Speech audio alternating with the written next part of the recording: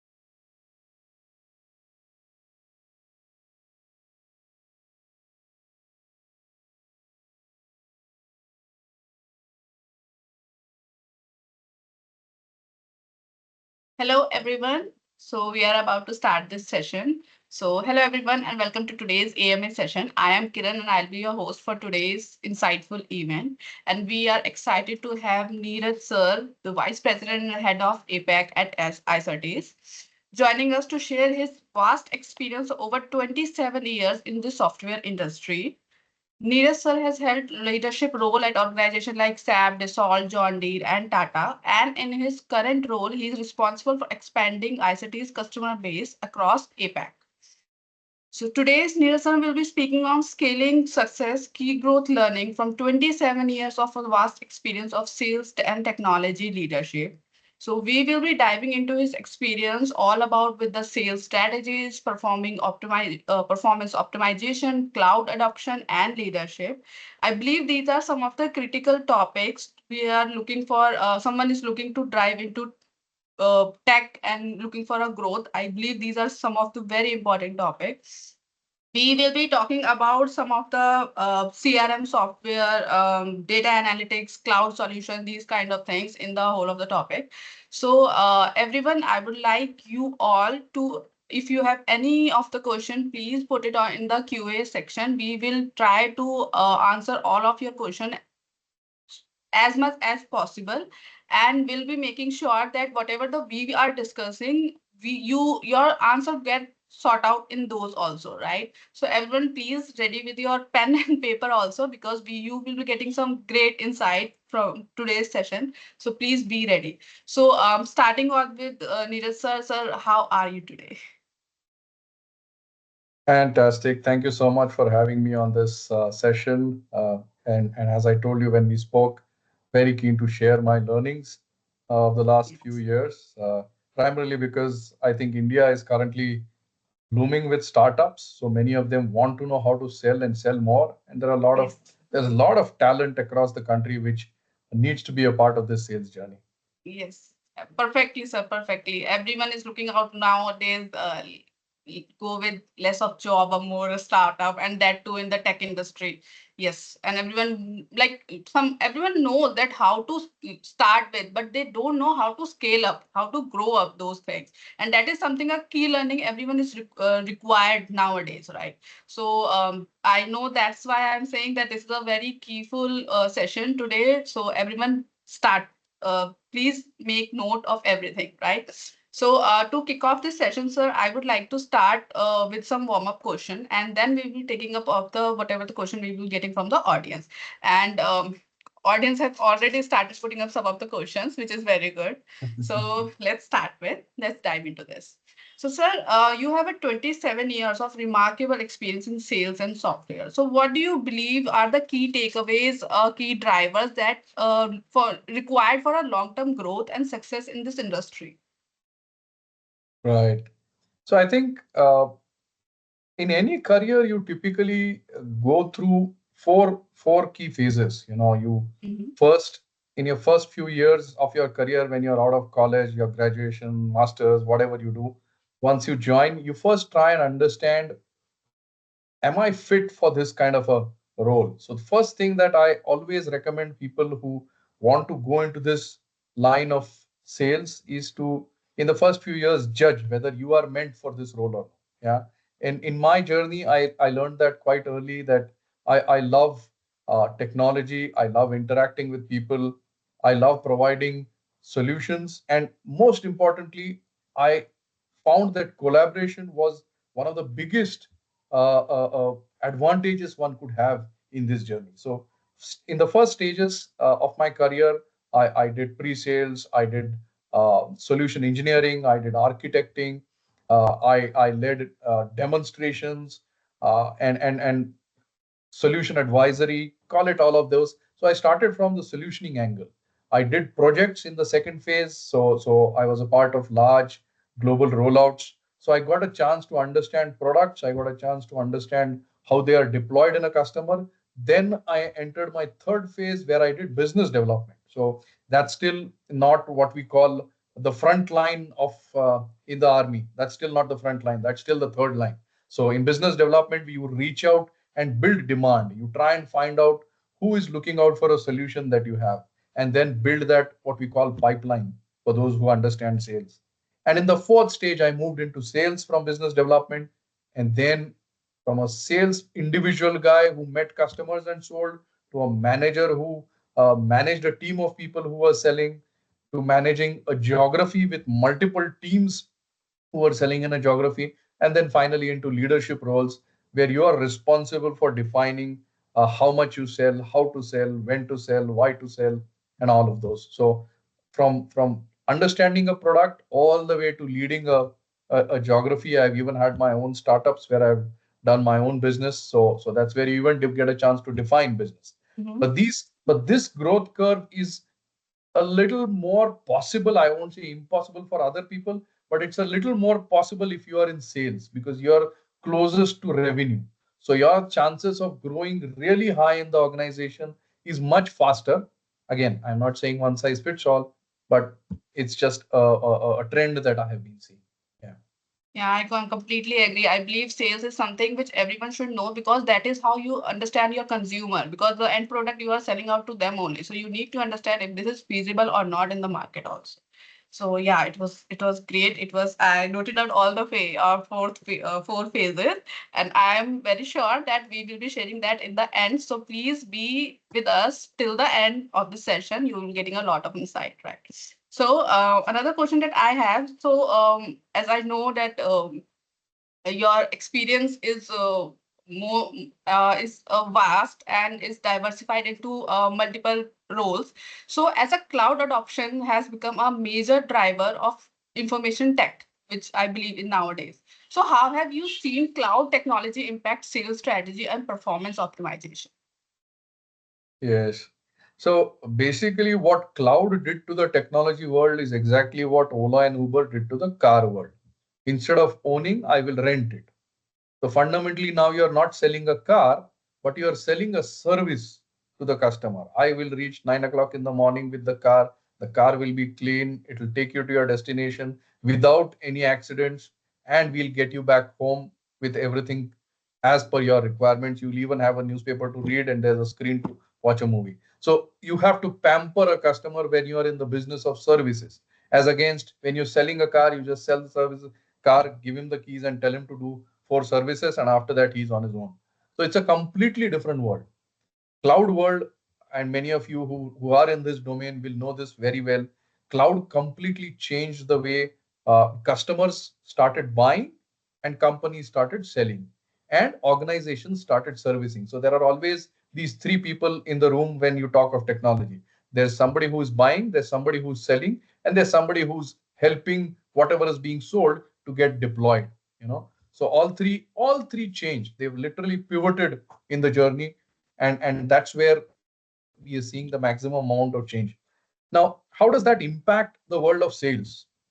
First and most important is the life of a sales guy, which started from a customer raising his hand and saying, "Hey, I am buying an ERP, a CRM, a supply chain, an HR solution, an IoT solution, whatever." From it used to start from a customer raising his hand and saying, "I'm interested," and then the sales process would start. Now it starts for an organization, it starts much before because the customer searches for solutions on YouTube, on websites, he goes and attends events. So the places where a customer tries to understand whether this solution is meant for me or no starts way before he meets the sales guy. So for a salesperson, it's important to understand the buying journey of a customer. When does he start hunting? And when he wants to hunt, where does he go? So is your organization ensuring that they are giving the customer the right information at that stage? Then it moves into what we call a lead. There are different people. So sales domain is broken into people who are doing lead generation. They're a little bit of the marketing side also. Then it moves into what is called ISRs or SDRs, that is sales development representatives. They are the ones. So for example, if you Kiran, if you are a customer who's gone onto my website and said, "Hey, nice solution, contact me," the first guy to contact you is actually the SDR. He's going to call you and find out why you need this solution. You have the budget for it. What kind of an organization are you? What industry are you? So that's the second type of role whose responsibility is to take a customer who visited the website, identify whether he's really going to buy it this year, and then handing over this lead to a sales guy saying, hey, here is a customer, he's got budgets, he's going to buy, please call him. I've already spoken to him and here is what he has said. So there is a relay race from the marketing team to the SDR team to the sales team then hands it over to pre-sales. From pre-sales, it goes to consulting, and from consulting, it goes to finance. That's the relay journey that has to be played.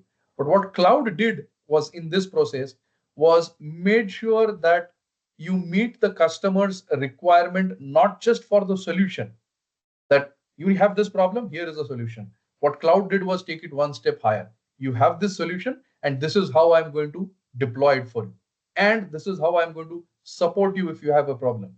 And this is how I'm going to upgrade when the world changes and there are 5 new features coming in. Next day morning, when you open your mobile, you have these 5 new features available. You don't have to worry about it. So the life of a sales guy, which stopped at selling a software, taking the money or the check and moving on, moved to a full 360. Now the sales guy has to be in touch with the customer all the way till after 3 years. He says, okay, I loved your solution, so I'm going to renew it for the next 3 more years. If you drop the ball and you leave the customer after the first year because you've done your target and you went to Hawaii, rest assured after 3 years, he's not going to renew. And your targets and your performances have many of these cloud related KPIs in it, not just the revenue. And that's the reason why the life of a sales guy now has become almost 12 hours a day instead of 8 hours a day. Completely agree, sir. Completely agree. Like, for example, if we talk about some kind of invoice software and someone is purchasing that, and before purchasing, he's obviously going to Google or some another search engine and trying to search for the invoice online portals and all, and he's searching out some of the software, and then you get a prospect from that, and then again the team is going with the flow that you told, marketing and the lead perspective and the buying journey and everything, and the last there's a salesperson which is closing with the help of the data that he has recovered. He's calling out and asking them, and then again the journey is for, like, if he has purchased for a 1 year and he want to upgrade some feature, you are coming out with that. The sales representative or some of the new business development has to call that person and again has to pursue that call for the upgrading solution and all. So yeah, that was very relatable, and that is something very like understandable, a good insight. I got it.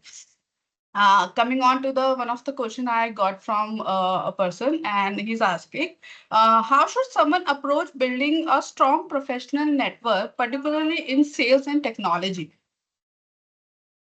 Okay.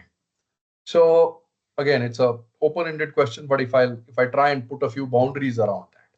First is, as a salesperson, you need to be aware of the domain in which that you're playing. So typically the domain that you're trying to play in, it could be supply chain, it could be HR, it could be innovation, it could be so many domains that are there. So your network that you build with customers is a function of the domain that you're trying to enter. Yeah. Now, how do you enter that domain? There are 4 or 5 big areas that you will see are very interesting. First, make sure that your LinkedIn profile is up to date, and make sure you try and connect with as many people as you can. Try and follow some thought leaders in your domain to understand what they are doing, how they are positioning their perspective. Always remember that your request to connect will only be accepted if you have value. So you have to take enough efforts to make sure that your LinkedIn profile or any other place where you're maintaining your profile, I'm not talking of your personal, here I'm talking purely of your professional, it is valuable enough for somebody to connect. That is step one. Yeah, that's maybe 1% of the 99% that is left. Second, you have to build a customer network. Now, in whichever small, medium, or large company that you are, first and most important thing that you have to do is connect with customers through various forums. It could be online webinars, it could be events that are happening, it could be participating in various technology forums that exist. A lot of industry forums exist. Example, telecom industry has a telecom authority, telecom forum.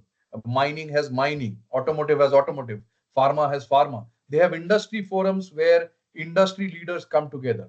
Register yourself there, be a part of their events which are relevant for you, and make sure that you exchange your cards and be as connected as you can. So building this customer network is the first most important thing. Second, if I draw a circle and break it into three quadrants, first part is your customers. Be sure that you try and find forums and events and digital ways to connect with these customers. Second piece is the ecosystem. Now, if you are selling, for example, an IoT solution for logistics, okay, or if you are solution sorry, if you are selling a mobile solution for performance management, yeah, whatever the solution is, there is an ecosystem that is involved. You have cloud players who are relevant for your solution. You have partners who are implementing this solution for you. You have competitors who are competing with you. You have different organizations who have domain knowledge around this. For example, HR practitioners around the country have forums where they talk about the latest and greatest practices that are coming in the HR domain. They have a direct influence on what customers are interested in buying. Yeah. So what you should second focus on is the ecosystem that exists for your domain, and try and connect to that ecosystem. Yeah, be a part of their discussions, be a part of their forums, both physical and digital. That's the second piece. And third and most important piece is work on yourself. Instead of you connecting with people, try and figure out how people would want to connect with you. Yeah. For that, you have to do your homework around the latest trends and write white papers. Find out what are the latest trends and be a speaker in various forums where people listen to you. This requires tremendous efforts. But the beauty about this is, unless you empty a mug, you can't feel anything in it. So every time you do your homework and build your knowledge around something and actually work in the field and see that, yes, this knowledge is worthwhile, share it with someone. Once you share it with someone, you are already empty and you want to learn something new. And then go ahead and execute that, find your own learnings and share it with someone. The moment you start sharing some of the best practices, you will have customers, partners, and the whole ecosystem willing to listen to you and come closer to you. So these are the three, again, there are many, but these are the three big methods that I have used in my 27 years and 30 years of my career to connect with people, to make my perspective relevant, learn from people in this process, and that's how you build a very large network. I got one of the question. How do you excel as sales manager and be successful consistently? I believe this question has answered the same thing. So, So I will say, again, I'm not a fan of jargons, but if you were to kind of note down on a piece of paper, I would say people, process, pipeline, and performance. At least all my gurus and people who I really admire have taught me these four things, and I continue to teach all my colleagues and friends these four things: people, process, pipeline, performance. Yeah. As a sales guy, you have to be very good with people, whether it is your customer, whether it is your partner, whether it is your team member, whether it is your competitor, doesn't matter.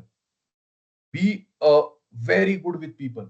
Try and understand how to read people. I'm not saying read people's minds, but read people. Even if you are a good listener, you are able to read between the lines. Having a yes. good people skill is the first and most important skill anybody in the sales domain should have. It's a sales domain. Please understand. There's not one sales guy who matters. There are five or six people in this domain of sales and five or six different roles, as I explained in the early part. So first is people skills. Second, you will realize when you do that is, I'll give you a simple example. Uh, Customers. If you try and understand the person, your customer who you are dealing with, the customer who's buying from you, they are a human being. Another day, it's not a machine that's buying from you. Your ability to sell to him depends on your ability to understand him as a person. Now, can you speak in English and somebody listening in Chinese be able to interact? No, it's the same thing. Sometimes a customer is a first mover. They love to do something new. They love to do something first in the industry. They love to win. They love to do a project that nobody else has done before. Understand if he is what we what I call a first mover. Then there are some people who are intellectual. They are absolutely good in their IQ. So they are the ones who very quickly catch a person who doesn't have depth and they refuse to connect with him. You can send him 25 meeting requests, but he will not accept it unless he sees that you have the intellect to match his skill and interact with him. He will not. So if you are not that person for whatever reason, if you don't have the kind of knowledge that this customer expects, put somebody else from your team in front. Doesn't matter. A good sales guy will try and build a relation, not himself, but sometimes even take help. So how do you connect with an intellectual? Third, there are customers who are award winners. They love to win awards. Do whatever you want, but give me an award. They are very, very aggressive to win. Yeah, that's a trait. These are things that you have to catch as a good sales guy. So people skills most important. Second comes process. Now, those of you who've any of you who've gone to your uncles or aunties or your father's farm, you would have seen that unless you put something in the field and put water and fertilizer, nothing's going to grow. So there are some people who are very good farmers. So your DNA could be a farmer DNA, which means you meet the customer, you find his pain points, you work with him, build the relationship, position a solution, take it all the way till he feels convinced you are the best solution in the market, then work with him all the way till the deal is closed. So you're a farmer. Some people are hunters. They go with a gun, they find anything that moves, they shoot it and come back home with a chicken or a deer, whatever. Again, I don't support hunting, but I'm just giving you an example. True. Yeah. So no harm being a hunter too, because in a startup, you don't have time. You Yes. want to win the real big deals, the You million need to dollar start. deals, or maybe for some people it could be a 25 lakh could be really big, or some people 25 crores could be really big. Doesn't matter, whatever is the size of the startup or the organization you're working for. So you need farmers who can do the very large deals, and you need hunters who can go and do 25 small deals. Identify what sort of a person you are and learn the processes needed to either be a hunter or be a farmer. Don't cheat yourself. Qualify what kind of a person you are and be that kind of a sales guy and be really good at it. Yeah. So second is process. Learning the process of farming in sales is very different. Learning the process of hunting is very different. Third, pipeline. Everything needs a pipeline. Unless you buy something from the grocery, you are not going to get dinner. So you need a pipeline. You need to have salt. You need to have sugar. You need to have vegetables. You need to have everything. Only then can you have dinner. So same way, a good sales guy builds pipeline. A sales guy is lives by quarters. So you have 4 quarters in a year. You have a yearly target which is broken into every quarter. You need to make sure that last year you should have worked on something that you can close in the current quarter. And the current quarter you need to work on something that will close in the next quarter. It depends on the sales cycle. Sometimes people have a 3 month sales cycle. Sometimes it's 6 months. In which case, whatever you work on today is going to decide your future 6 months down the line. Not in the current, not in the next, but 6 months down the line. So pipeline is super crucial. How do you make sure you work with the marketing team to do the events that are needed? Some people sit and say, hey, I have nothing to work on. They complain to the managers saying, hey, I have nothing to work on. I don't have leads. How do you expect me to go and do business? And then what they do is they keep working on the same 3 customers who they know are not going to buy, and they keep working on them for the whole quarter and don't get any revenue. Yeah. Work with your marketing team, work with your digital demand generation team, work with your digital team, work with your partner ecosystem team, work with anybody and everybody who helps you get a good pipeline of leads and opportunities so that you learn the science of all of this and the pipeline helps you close. So people, process, pipeline, and the last is performance. While your sales operations teams will tell you target versus actual, this is what you've done. You should have built a pipeline of 300, you built a pipeline of 100. So there's somebody else who's telling you what your performance is. Take it seriously. Have your own measures for defining the performance. A lot of people, I mean, unless you look at the weather chart, you don't know whether this is the right time to put rice in your field or no. Even a farmer does it. You are educated sales guys. or educated want to be sales guys. This is a crucial skill that you have to learn. That is, define what is the meaning of performance and tracking yourself against it. Yes, others will track you. That's the life of a sales guy. Everybody comes and tells you how to do things, and you need to be ready to listen to everything that comes your way. But you need to have your own measure. So if you want to be a very good sales guy, these are the four top aspects that are crucial. And I always tell my friends who want to come into the life of sales that in 2024, nobody cares how much you know. Nobody cares how much you know until they know how much you care. So show me you know me is a crucial aspect. Any customer will buy from you only when he sees that you understand him thoroughly well. Yeah. And all these four stages, people, process, pipeline, and performance, will make sure that you really excel in the show me you know me. And that's how you will become a really good sales guy. Yes, sir, that was a very insightful things as a sales manager or someone who is looking for into leadership again, and many aspect of becoming a great strategist or into strategy. Please note down these were the some of the very important points that sir has shared, and definitely I'll be briefing you that in the end again so that you can jot down those points in case you have just missed out. Okay, sir. So coming to the next question, there is one question. I wish to understand how powerful are some framework like Spin, Snap, and Medic. Can we codify these processes in sales reps by AI or some training manuals, or is sales purely an art of knowing and selling customer? So I believe this is AI generated something, which is Uh, hard so, selling. so in the second P that I said, the process part, Yes. medic, spin, and many other concepts for sales are very, very, very powerful. A young sales guy in his mid 20s, late 20s will not understand the importance of medic. Yeah. He will not understand, sorry, he will not understand the importance of some of these methodologies. A sales manager will. A sales manager's manager definitely will. A CEO 100% will. Yeah. So what you have to do is pick any of these methodologies. All are very good and they 100% work. Your effort has to go in a selecting which of these methodologies is relevant for whether you are selling a software, hardware, cloud, services, consulting, or an allied any of these. So depending on what you're trying to sell, you have to pick the right methodology.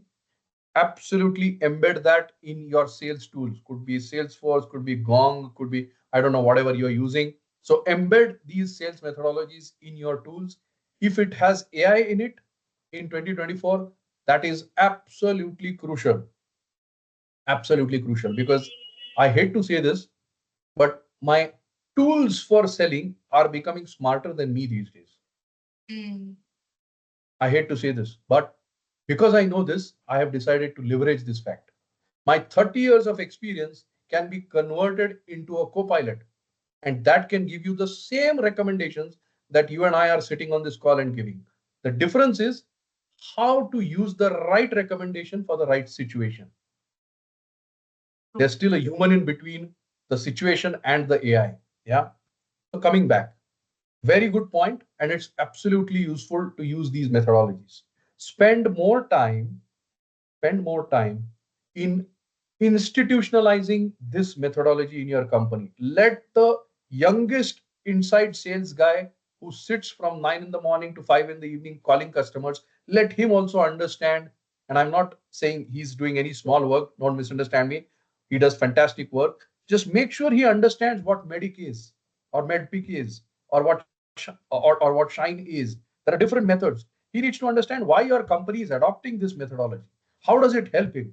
Do as much training and education. Please don't explain theories to him. He hates that. He doesn't understand it. True. Give him real life examples of how it impacts him. And that is Yes. when he will start adopting it. And once he starts adopting it, you will see the benefit. Many companies I have seen give training on, you fill this field here, you update this here, you add a new feature here, you put the percentage here, and then you're this. Who cares about filling four fields? Tell them how it impacts their day-to-day life. AI does that, by the way. AI tells him after reading the medic that, hey, I think you should try sending the customer a mail. Hey, I think you should try and do a better job at a solution demonstration with your pre-sales team. It makes you these recommendations. So AI, absolutely powerful. Great. So I guess Sir has given a very great answer. I would like to speak out the name. Sorry. Yeah. Anir, I guess Sir has given you the great answer, the best answer he could have given to you regarding this AI, and this would really gonna help you. And yes, sir, you will be getting this discussion as a carousel format later on. And again, coming on to the another question.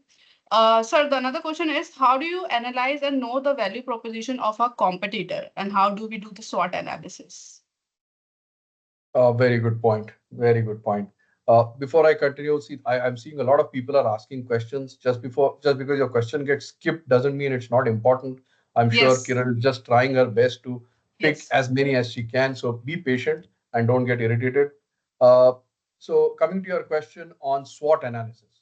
Yes. Uh, if I'm a very large company, if I'm a multi-billion dollar company, there are teams who can go, or the marketing team typically goes to the analysts like IDC, Gartner, there are Bain, there are so many of them, and ask them to do a SWOT analysis on their solution. Yeah. In fact, a Gartner quadrant that is available tells you quickly where your solution fits vis-a-vis others, what are the pros, what are the cons, etc., etc. But I'm assuming you are not asking the question from a $1 billion organization. You're asking something from a mid-sized or even a startup, probably.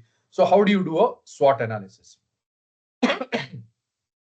First and most important thing is start capturing in whatever sales tool you have. It could be Zoho, it could be Sugar CRM, Salesforce, whatever it is. Start capturing, ask your sales guys to capture who your competitor is in this account. You will very quickly understand the trend. First, Chanakya Niti or Kautilya Niti or whatever you want to call it. First thing is to know what the heck your competitor is doing. Forget how good his product is. You can have the world's best product but still have zero sales. And you can be the worst product and have the highest sales. Absolutely true, sir.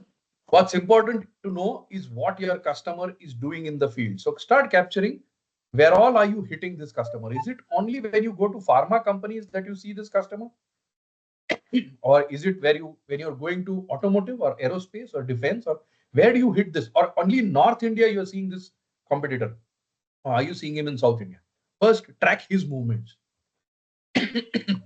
Second, typically what we do is as we hire people, and I've done this across multiple organizations, when you hire people, you always land up hiring somebody from the competitor side. Leverage his skills and knowledge in the realms of compliance, because he also has a compliance that he would have signed in his previous organization that he cannot share X details with if he joins the competitor and all that. So be compliant, don't go wrong on that, otherwise you will have challenges. But to the extent possible, leverage somebody, and I'm sure you're doing this now. But nobody typically in a large organization which is across 4 cities, they don't even know who they have hired and who's come from competition. Use that person to understand how they do sizing. That is, how does your competitor go and understand what's the size of this opportunity? Does he count users? Does he have a pre-packaged offering? Or does he only sell 25 users? Or whatever other is the unit of measure. So how does he do sizing? Then how does he do scoping? So find out how your competitor goes about doing the scoping of this solution. Does he go and have interviews? Does he send a survey form? Does he ask his sales and pre-sales guys to do a lot of discovery sessions? Find out how does he do scoping. Because based on sizing and scoping, you do pricing. Find out how he does pricing. Does he always give his first quotation, which is the highest discount? Or does he quote $1 million and then sell it at 100K? Find out how he does pricing throughout the life cycle of a lost deal, throughout the life cycle of a deal that you won. Understand how he has done sizing, scoping, pricing. Once you understand these three and you understand where he's playing against you, you have enough information to A, change the people who you have in the field, change the process, change the pipeline, and your performance will change. Basically, you'll be ahead of what they are doing. Absolutely. Absolutely. Yeah. You have to attack the competitor where he claims to be that he is the best. Many times you have a sales guy who's so underconfident about his own company that he ends up underselling himself. Absolutely. Please understand, the job of a sales guy is to sell. It is not to evaluate whether this product is good, great, or the world's best. It doesn't matter. He's taken up the job of a sales guy. So the product he has in hand is the world's best product. That's Yes. it. Get up in the morning telling yourself, I work for the world's best company. Your face, your body language, everything needs to show that. No founder creates a product in his startup that is bad. He's created a product because he believes that there are three things that he does which nobody else can do as good as him. You have to only focus on those three things when you sell, and you have to focus on the three things that your competitor is saying as why he's the best. Last piece, see, there are a lot of things, but I'll give you just one last piece before. And guys, I'm sure there are people better than me who can tell you how to compete. There are a lot of books, a lot of material out there. I'm giving you a few things that I use as the starting point in competing with someone in the market. So the last point I'll say is laying of mines. None of you would have played Minesweep. I used to when I got a first mobile.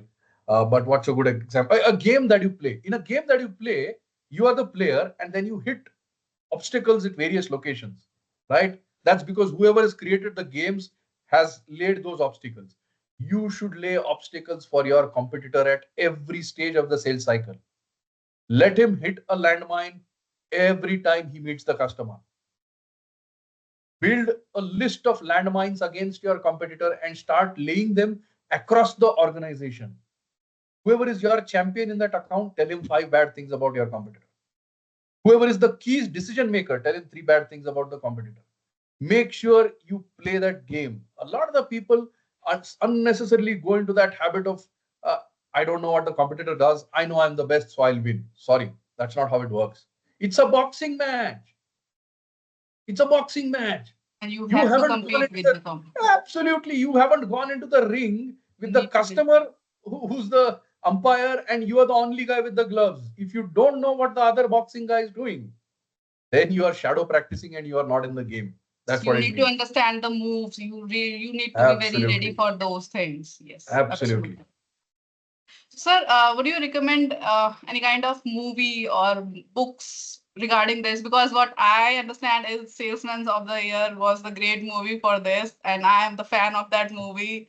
Each and every trick you just like told us was something that was hitting in my mind when he read those I don't remember the exact word, but the client whatever they were proposing. So he was like, "उल्टा नहीं read कर सकता?" तो तू अच्छा salesman नहीं है. I can relate it with that. So yeah, it was very clear cut answer. I Yeah, really I like think this. Yeah. Now, I think I'll be a little partial here and say, please read the book that I have written. I have written a book called Conquering Solution Sales. It's available on Amazon. Download the Kindle version or buy the printed version. I've tried my best to consolidate my 30 years learning in it. It talks about all those aspects of people, process, pipeline, performance. Again, there are much better authors than me in the market. Feel free to pick any of them. I have done my best to represent my perspective. You just Conquering, said that don't conquering solution sales. underestimate yourself. You are the one in the this market, and please, guys, I guess you have noted what the sir has said exactly about the book. Please buy it, read it. Have any question, please connect with him. He is there. All right. Coming to although it is a very good session that we are going on, we are getting a lot and lot of questions, and yes, they are repetitive question, and we are trying to answer everything related to sales and whatever the queries you are having. So please be patient. We still have time. So coming to the next question, sir. Um, Okay, we have talked to so much about the sales and everything. The main and important point for the salesperson or the leader or any person who is into this field is how do you personally stay motivated and continue to adapt in this ever-changing technology? This is something really important. Yeah, yeah. I think staying motivated is, I would say, a prerequisite. See, any sales guy joins this domain not to just be a sales guy all his life. He wants to become a manager, then he wants to become a regional director, then he wants to become a sales VP, then he wants to become a chief revenue officer, then he wants to become a CEO. So, your ability to grow in an organization, in your career, if you are an individual yourself trying to do your own business, even then you have to move up the ladder in your career, and for that motivation is super crucial. My my approach of doing this, I do three things. Again, uh, there are a lot of methods, but what I have found is, number one, sharing your problems is the first most important thing that you should do with people who you trust. Never shy away from taking feedback, never shy away from taking inputs, never shy away from taking lateral ideas. There are so many people in the team, but a lot of people sometimes have the habit of being lone rangers. They say, I'm the best. I'm right at the top. I will tell you what needs to be done. Nobody can teach me. The day you decide that, that's the first day of your decline. Please Correct. stay open. Stay as much in the learning zone as you can. So that's the first most important thing that you should do. I'm telling you, when I wrote this book, I had to delete 5 chapters of the book that I wrote because those methods are irrelevant in 2024. I learned them in 1998. They're Oh, absolutely worthless. I would do exactly the opposite today. A good sales guy today should have the ability to learn something new every 3 years. We have to go to college, whether you're 20 years old, 30 years old, 40 years old, 50 years old, or even 60 years old, doesn't matter. You have to go back to college, and by that I mean learn something new. So that's number one. Number two, have a role model, at least, or a mentor in your growth journey. If you have a mentor, then you have somebody who you can ask those questions which might sound really funny to you, but you're not afraid of asking and getting an answer from somebody who's been there, done that.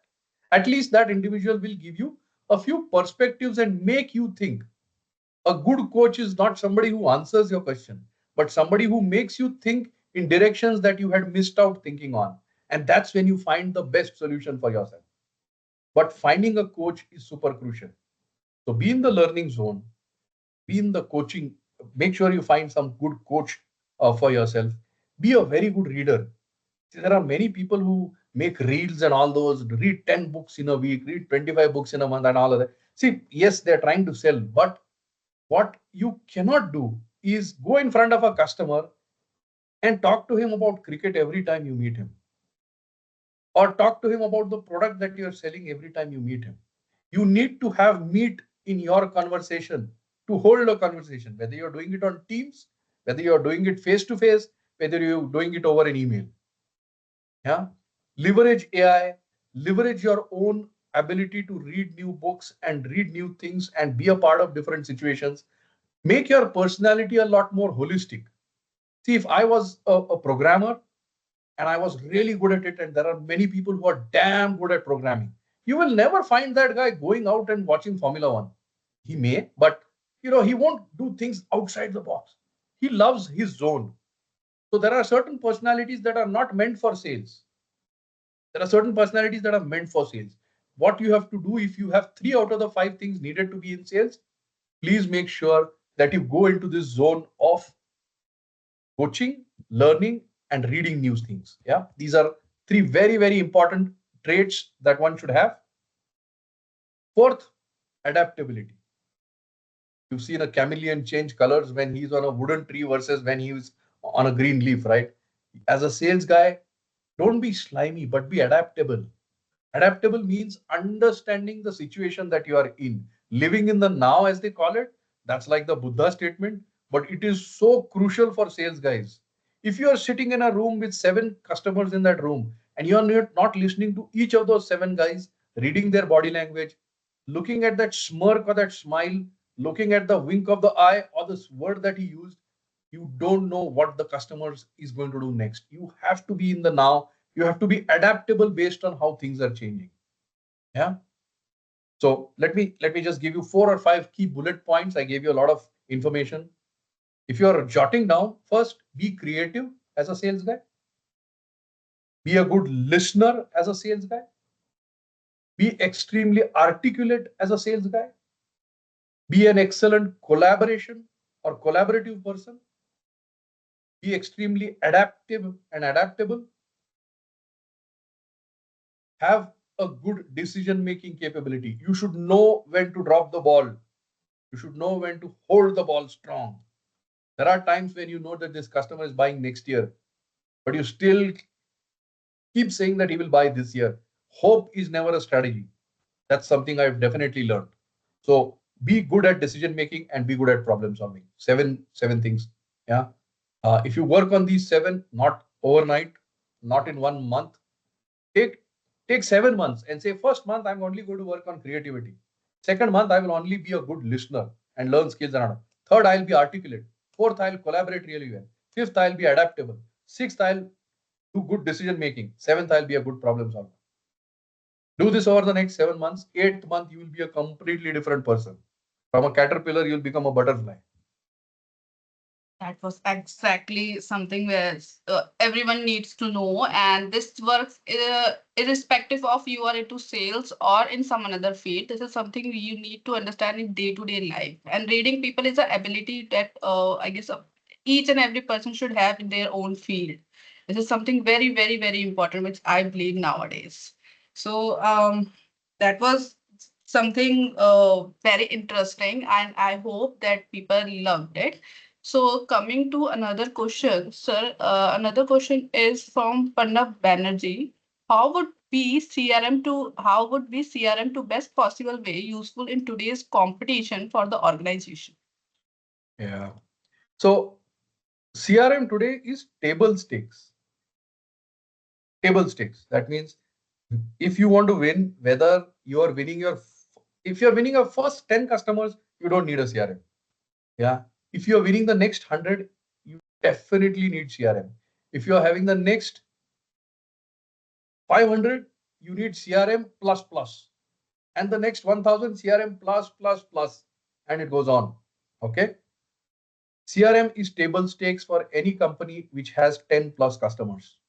I'm telling you. Because it not only helps you define the people angle, because it captures who's your sales guy, who's your customer, who's your competitor, who are the people involved in this from a consulting side from your organization, who's the industry expert who's coming in, do you have the CEO of your company connected with the CEO of your customer, so how is the mapping between people, so every aspect of people is captured there. Yes. I tell you, when So I was 25 years old and I was asked to use a CRM, I hated it. I okay. absolutely hated it because every Monday morning, my sales manager would say, "Have you updated CRM?" And I was like, "No, sir, I will." And then I would go in and put some English that just made the log file understand that I have logged in. And my manager said, "Okay, he's done something." I was hopeless that time at 25, which is why I keep telling anybody who has a team or wants to be a good sales guy himself, please understand, a CRM is not for your manager; it is for you. You. Okay. Incidentally, it is for your manager and it's even for others. So people it captures. Process, you define medpic as a process. You define how the customer comes and understands your product, evaluates it, how you do the solutioning, proposal, negotiation, contracting, closure, win-loss analysis. How do you do the whole thing? It captures the process. It tells you pipeline. A very interesting problem that many people don't understand is if I have 4 sales guys, and I did an event in Mumbai, and I have 25 potential customers in Mumbai. What do I do with the guy who's sitting in Delhi and Bangalore? As a company, I had to close 3 deals and I have 25 deals in play, which means I will definitely close 3 deals. Fantastic. But you're only feeding one hungry guy. What about the other 3 guys? They have no pipeline. Yes. These kind of nuances of ensuring that you're feeding the hungry and not overfeeding the guy who's got a full stomach comes when you look at data in a certain way, comes when you look at pipeline in a certain way. And then it tracks performance. It will tell you target versus actual for anything. I mean, today you track how many glasses of water you drink, right? There are tools that will tell you how many steps you took in a day, right? Why don't you want to know how many steps your sales guy took, or how many steps you are taking as a salesperson closer to the customer? This is that kind of a tracker, and you must have it. Understandable, sir. CRM is a very vast software, and I believe when if someone is starting up with a startup, he also should have the knowledge of what exactly the data he gonna get and how he can inculcate that for the future use, because that is something very important for his future working experiences and for definitely closing up the sales and feeding the whole team what exactly the things are coming up. So yeah, CRM is that kind of a software and very important, right? So sir, another question I would like to take is about the cloud adoption. So with the rapid pace of cloud adoption, where do you see the biggest opportunity for professional looking to break into this space? Repeat that question once again with a different choice of words. Okay. So basically, we have seen that cloud adoption is now rapidly increasing. So, Mhm. where do you see the biggest opportunities for professional looking to break into this space? So, Okay. person Okay. is looking for coming up. Okay. Okay. So if you are doing your engineering, you're doing your masters, you're doing some other education, or you're in consulting and you want to move into sales, or you're doing pre-sales and you want to move into sales, whatever be the starting point that you have right now in 2024, I'm telling you, there are 3 things that are happening in the market. First, you're seeing a lot of people getting fired. If you really go to look at the headlines, Yes. what's actually happening is there are a lot of new people getting hired. Hmm. If you are very, very senior and you are a dead weight and you have refused to learn and adapt to FY24, you are a dead duck. You are worthless for any organization. If you are doing the same things that you did 20 years back and calling it your experience, you are getting fired next day morning. So a lot of the dead weight is getting fired. True. The new places that people are hiring are digital sales. How can you reach a wider audience but through digital? How can you make sure that as a salesperson you are able to connect with a customer both one is to one physically when you meet them, or 90% of the time digitally and conducting business? Can you sit here and do business in Malaysia? Can you sit here and do business in Singapore? Can you sit here and do business in US? If you have groomed the skills to be able to do this, learn the art of selling digitally, there are n number of jobs available. Anybody who applies will get a job if you have this skill today. Because cloud is a 5-year-old phenomena. It's over. Selling cloud and adopting cloud is over. That's given. That's absolutely a given. Do any of you hesitate to call an Ola cab? No, right? That's where cloud is. Everybody knows how to use it, consume it, buy it, and move to some other from one company to the other. But what is new is the cost of selling, which was really high, is now expected to come down. How do you bring cost of sales down? You adopt AI, you hire sales guys who can use AI, you should hire sales guys who can use AI and who can do digital sales. Those are the kind of people who are getting hired. So I would say start focusing on digital selling skills. The faster you learn how to use them, the faster you use the AI tools available for sales guys. Like, there are so many young guys who are training tips and tricks on using AI for sales guys. Learn those, join those courses, add that. Even if you are an existing sales guy, you have to do it, by the way. So learn these new skills. Only then will you be able to sell digitally. And there are enough and more jobs available for that. And whoever is selling today, 99% of the times, not 99, 99 is too high. 60% of the times, I would say it will be cloud if it's technology. There is still a lot of hardware involved. So, I mean, you have solutions on drones, you have embedded solutions on handhelds and machines, and there are IoT solutions coming up to track movements and sense a lot of sensing that is done.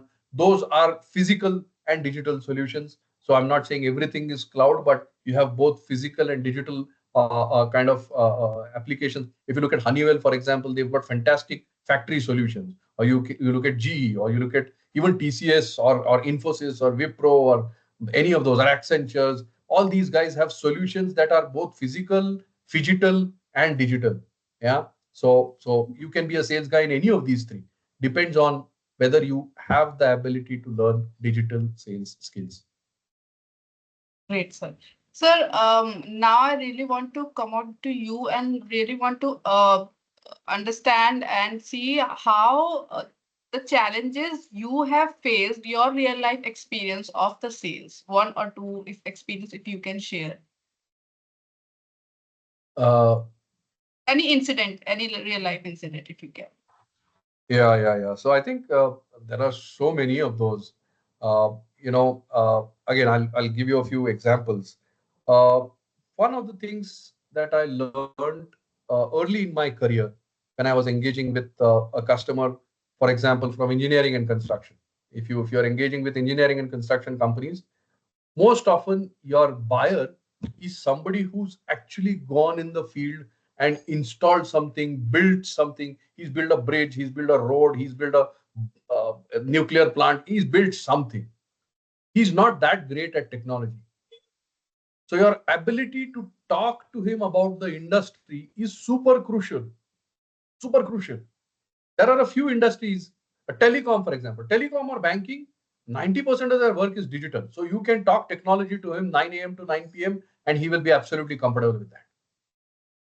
If you go to pharma, you have to talk about what are the latest things that are happening in pharma and how do they connect to whatever solution you are selling. So industry language is the first most important skill that you need to build in yourself to be able to sound credible, to be able to learn the show me you know me angle. Yeah. So this is the first most important thing that I learned. Where I didn't do this, I was very bluntly walked out of the room saying, I'm sorry, I don't think you understand my problem. Send me someone who does. Yeah. That was a very good learning for me that I need to understand industry. But very early in my career. Second, another example, one of my customers was a government customer. Um, and when I went into a room full of about 60, 70 people, it was a full conference put up just to buy a piece of software. I did my entire session in a local language. Okay. I didn't use English in the whole session. Now, this is, you have to think on your feet. You have to think on your feet when you are engaging with a customer and try and connect. The mood point is connecting with the customer. What's the best way? What's the best mode? What's the best medium? So using local language helped me connect with that customer. This is because you need to understand the DNA of that customer. If you look at a company from Gujarat, it's typically an owner-driven company. They are highly cost conscious. Try whatever you want, they will buy a diamond at the cost of a coal. But rest assured that they have enough budgets. So now your task is to take the customer from where he is to where you want him to be. So And that regional journey, background is again a very something person should know that where personalized, the person is coming. Yes. And correct. giving a It's a very personal touch, again, a very important correct. thing. So as you grow in your, see, these things don't happen overnight. With every 5 years that you spend in sales, you start understanding these nuances. First, you'll understand industry. Every industry talks a different language. Then you understand that North talks different, Bangalore talks different, Ahmedabad talks different, uh, Meghalaya talks different. They not just language, how they buy, how they perceive the process of buying is completely different in Delhi versus Singapore versus Malaysia versus Australia versus Japan versus Korea. So you get into the nuances of cultural aspects of selling in that industry? I see a question on what's the difference between buying and selling. Yes.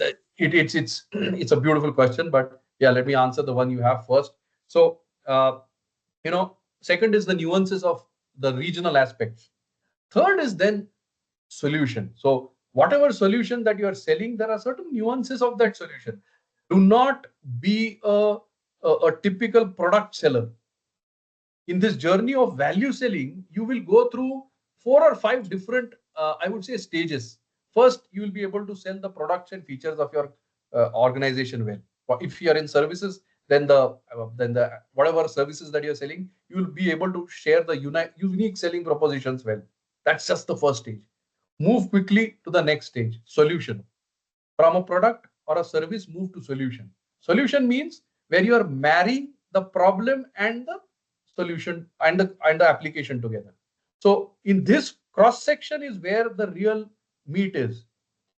You're facing problems in these 3 areas. I have my big product has these small things which will help you solve these 3 problems. The intersection of the problem and your software is solutioning. Focus more on solution selling. Then you move one level higher, value selling. Now, for example, if I'm trying to sell you a dumbbell, yeah, if I'm trying to sell you a dumbbell, it's a 10 kg dumbbell, it's got rubber coating so your hand won't get. This is called product selling. Solution selling is, sir, you're looking at weight loss, you're looking at muscle building. What I have can help you build muscles for your shoulders, for your biceps, for your triceps. You can also do squats with it, etc. etc. You move to solution. Then you go to value. That your health checkup that you did showed a lot more cholesterol. It showed your BMI index is this.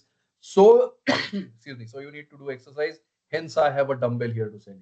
That's basic value selling. And this is the point where insight learning came. Basically, if you learn Correct. about the industry insight and mental health and health basically issue, and then you can propose your product, that will be a very impactful sale. It's, Correct. So generic value selling. Then you go to specific. That if I read your health report, it shows that you have this in it. Hence, I have a solution for you. So that is spelling specific value. And yes. then you move to the last stage, which is differentiated value. Why a dumbbell and not joining a gym? Because end of the day, after all the efforts that you take, finally when the customer sits on his table, he will say, okay, option one dumbbell, option two gym. Maybe I'll go to the gym. If you are a good sales guy, you will start tackling at how the customer is going to decide, then come down to your product. True. True. Differentiated value selling is where you know that the customer has 3 options. So you start with first eliminating all options and making your option as the best one and then sell. That is called differentiated value selling. Again, won't happen overnight. Start step by step by step, selling a product, solution, intrinsic value, differentiated value. Go step by step. This was very insightful. This was very, very insightful. See, the direct sale is now, there's no value of the direct sale. It is the approach how you take care of and how the you pursue the customer in buying those things. So yeah, a lot has changed from I would say 90s to now 24. That everything is holistically has changed, and because right now I believe we have a lot of solution for everything. We have food delivery, we have competitor over there. For cars, we have lot of competitor. For renting out, for real estate also, we have ample of option. Now it's on us where we are deciding where we have to go, and there is how the salesperson has to come. And digitally, it's again very vast. As you told initially in the initial conversation, a person has to check where all the option the person is going to buy something. You have to understand that thing, why he is going and what are the other option he is taking care of. Let's, if I'm not wrong, we can take an example of going to buy a phone in a store. We go, we check the price that in store, and then instantly we check on the online other portals also. So now the salesperson in the store has the duty to sell it over, because there is a task over him and there is a target over him and he has to achieve. So now that is where you has to play a key person role, and make sure you understand customer, make him available for those things whatever he's not getting online. Why he should, if he has entered into your showroom, he need to get why he has, why you have to sell that person, why he has to buy things from you. So great learning, sir. Great learning. So I believe we have taken many questions, and I guess that buying and selling one is something that we have covered, or we need to have I mean, the question is, what's the difference between in or buying and selling. buying versus selling? So Yes. a good sales guy will try and understand the customer's buying process. That is extremely crucial. How does a customer evaluate? Who are the people involved in that? How does a customer go about getting approvals? What are the people relevant for that? Who are those guys who will never come and speak to you, but they are actually the decision makers in this whole deal? So how to make sure to you find that person out and make sure that you reach out to that person through yourself, your leadership, your colleagues, your whatever. So knowing how the customer is buying is extremely crucial. Sometimes what happens is a good CRM will actually capture this, by the way, you do a good job. So that next time you go to sell, you know how the customer is going to buy. Yes. Yeah. So we have a habit of speaking to our friends, colleagues, ecosystems, partners to understand how this customer buys before we actually go and sell to them. So knowing that is very, very important and helps you a lot in reducing the sales cycle and helping you increase your winning probability. Right. So it was a very great session, sir. So I would like now to wrap up and to end things with your 30 years of experience nearly. I would like to end it on a final note or thought that you want to share with all the people regarding this aspect and this technology, and for the fresher as well as for someone who is experienced also. Yeah. No, I think one of the challenges we have in sessions like these is you have people with no experience all the way to people who have 30 years experience on this call. So it'll sound very repetitive to somebody who's been there, done that, and it'll be very exciting to somebody who's very, very fresh. So all I can say is uh, don't look in 2024, do not look at sales as the same domain that existed 10 years back. I'm saying 10 years back. Sales today is completely different from what sales was 10 years back, because there are so many things that have changed. The amount of information your customer has about you is 1,000 times more than it was 10 years back. The ability to connect with one of your existing customers and finding out whether your solution works or your services were good or no is much more likely today than it was 10 years back. The ability for a customer to find out what's the cost of your product even before you give him a proposal is much higher today than it was 10 years back. So everything today is completely different from what it was 10 years back. Yes. But what is common? What is common? It was common 100 years back and it will be common 100 years from now. Is a customer is going to buy a product or a service that he feels, this word feels will always come, that he feels is best for his requirement. And this Absolutely. feels is the fuzzy part which a sales guy has to work on. Not because your product has three features more and your competitor has three features less, or you are difficult to deploy and your customer's product or service is easier to adopt.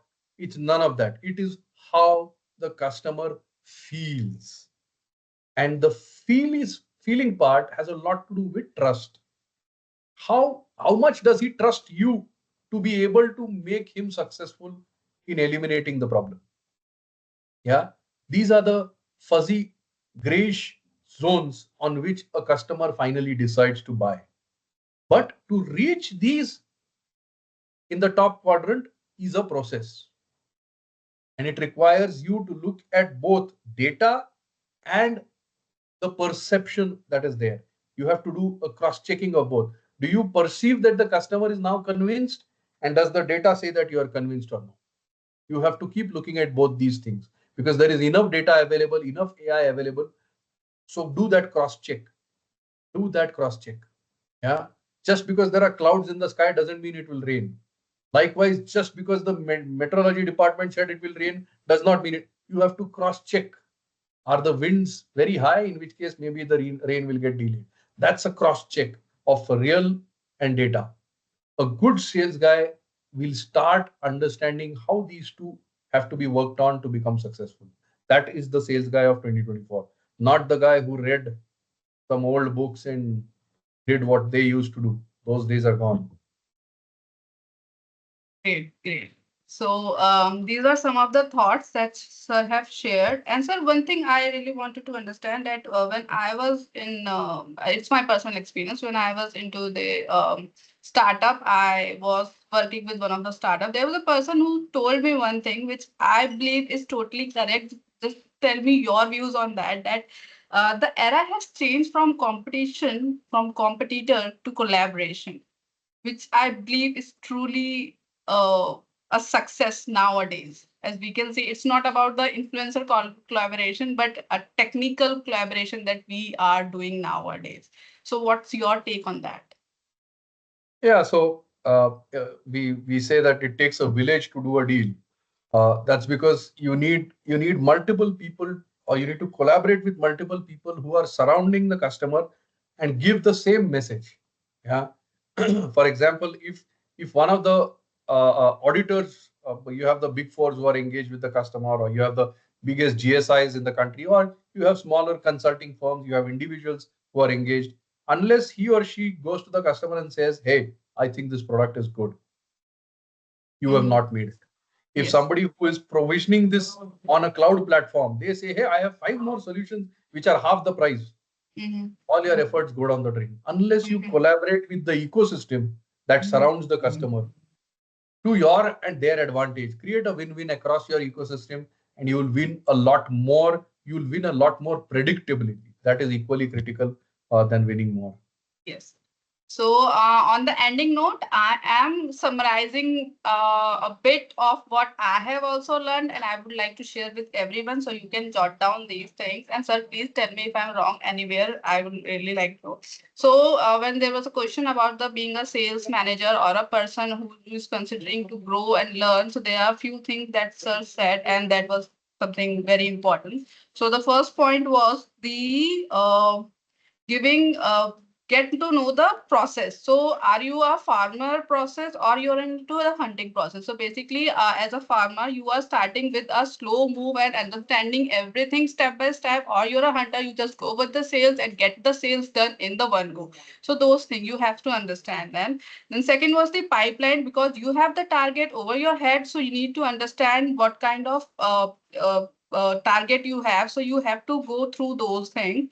And nextly was the performance. No, everyone will be taking care of what you are performing, but you also have to take care of what you are exactly need to be performing. So need to jot down, have your own measurement, track yourself, what how you are doing well in the field. So you really need to those understand those points. Sir, any point where I am like, oh, wow, one more point. I really know. People skill, one should have these skills. And to elaborate these, there were seven key points that sir has given. Please write it down. You need to be very creative. You need to be have a good to be a good listener. You need to have articulative. You need to be a collaborative. You need to be adaptive. You need to make good decision making. So you need to understand what you are saying and what you are proposing out, and be a problem solver. So these were the some key takeaways from the whole of the things. And yes, the biggest thing, stay motivated all of the way around. Please connect with the people and understand them. Have your role model and a mentor, and be take the charts from like with the help of AI or read books. Make yourself a very holistic person and be like ready for every query, every answer each of the time. So be in a learning stage every moment in your life. So I believe, sir, I have summed up those things correctly. Absolutely. I think great job on summarizing. And again, as I said, lot more tips and tricks are there. In today's Yes. session, we could cover these. Yes. Yes. So, thank you again. Thank you so much, sir, for being here. And to my audience, thank you for these lot of questions. We have been like, this is the great session we had. We got a lot of insight learning and everything. And yeah, everyone is thanking you, sir. And definitely it was a very great session. So let's end it on a very happy note. And to audience, we will be coming up with more session like this with sir and many more speakers. So keep learning, keep shining. Thank you. Thank you. Thank you so much. Thank you, sir.